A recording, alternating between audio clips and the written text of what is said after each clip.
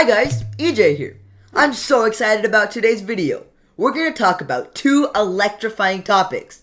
Topics that might shock you and hopefully spark your curiosity. Can you guess what we're going to talk about? If you guessed electricity, you're correct. And if you guessed lightning, you're correct as well. Today, we will learn about electricity, what causes lightning, and how the two are related. I told you it would be electrifying. To understand what causes those big bright lightning bolts you see during a thunderstorm, you need to know a few basics about electricity, like where it comes from and how it works. Most of you have heard the story of Benjamin Franklin flying his kite during a thunderstorm. Some people think that Benjamin Franklin discovered or even invented electricity, but that is not true. Electricity, in its most basic form, is a natural form of energy. That means that no human invented electricity. Humans did, however, discover ways to capture electrical energy so we can use it to power many of the items we use in our life. Electricity is all around us. We use it every day to help us light up a room or charge our electronic devices. These are examples of how humans found a way to capture and use electrical energy. But what about electricity in nature? Some animals, most of which live in the ocean, use electricity to survive. For example, when in a dark area, sharks make an electrical field around them to help hunt and detect prey. An electrical eel uses electricity to hunt for food. They'll swim into a large group or school of fish and release electricity to zap their meal. They also use electricity to keep predators away. One electric eel can create enough electricity to kill an animal as big as a cow. Did you know that we have electricity in our bodies? Our nervous system sends teeny tiny electrical signals throughout our body to our brain. This is how our bodies know to keep our hearts beating and our lungs breathing without us having to think about it. Some of you might be wondering how nature creates electrical energy on its own. Well, it starts with one very tiny thing scientists call an atom. Atoms are like the building blocks of the universe. Everything is made of atoms, even you. Atoms are so tiny that even a microscope can't help see them, and scientists need special tools to study them. All atoms contain three important particles: protons, electrons, and neutrons. Protons carry what scientists call a positive charge. Electrons carry a negative charge, and neutrons have a neutral charge. Usually, atoms have the same number of protons and electrons, which means they're balanced. A balanced atom has a neutral charge. Sometimes, an atom will gain or lose an electron. Now, the atom is no longer balanced and no longer has a neutral charge. Have you ever heard the phrase opposites attract?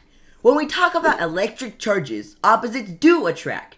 Objects that are oppositely charged, a positive and a negative charge, will attract each other, and objects with the same charge, positive and positive, or negative and negative, will push each other away. If you rub a balloon against your hair, electrons from your hair jump onto the surface of the balloon, and their charges are no longer equal. The balloon is now negatively charged because it has extra electrons, and the hair is now positively charged with more protons. Remember how I said like charges push each other away? The hairs, now all positively charged, are pushing up and out away from each other.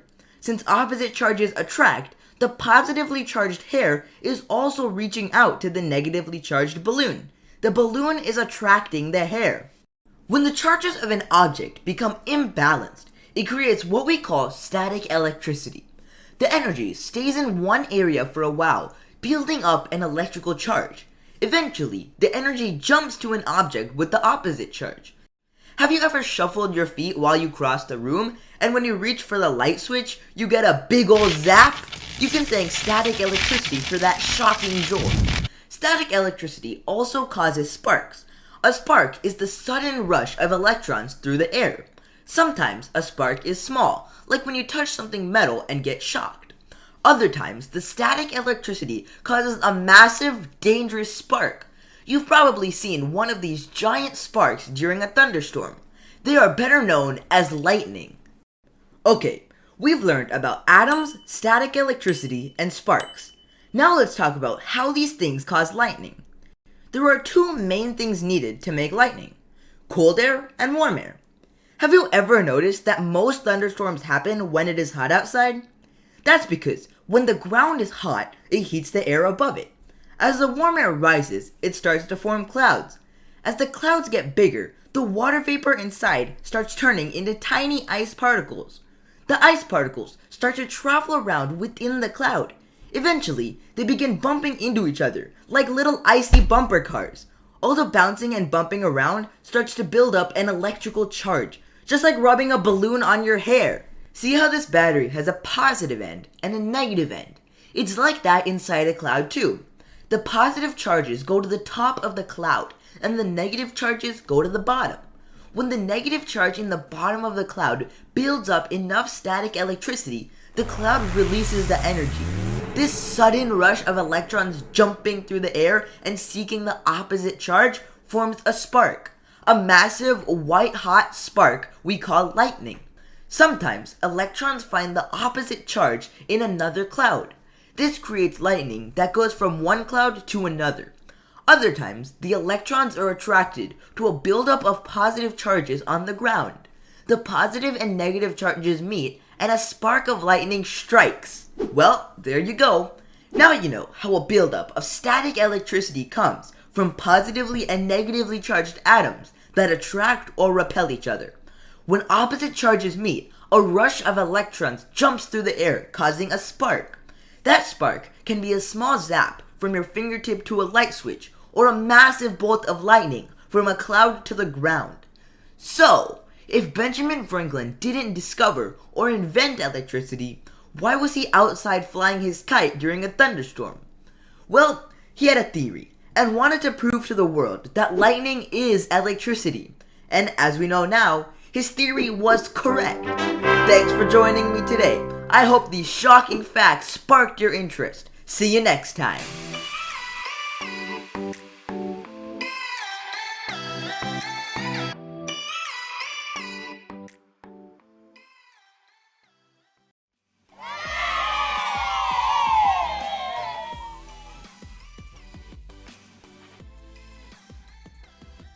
We are thrilled that you're watching Blues Studios 24/7. We're so excited to bring round-the-clock entertainment and educational content to your home.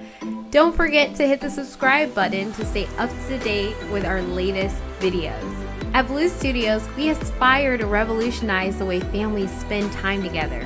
We empower families by providing them with tools to work together, earn and learn, and achieve new heights of success. Visit www.bluestudios.io to discover more about our mission and how we empower families to succeed. Thank you so much for being part of our community. Keep watching and learning with us. And don't forget to hit that subscribe button.